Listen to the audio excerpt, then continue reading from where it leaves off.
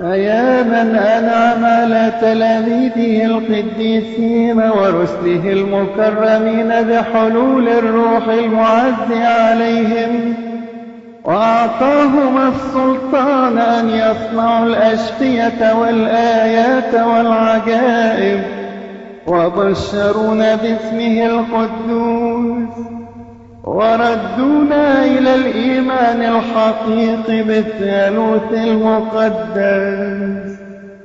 نسبحك ونباركك ونمجدك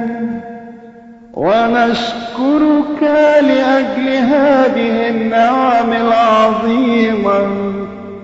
ونسألك يا سيدنا أن تنعم علينا أيضا بغفران خطايانا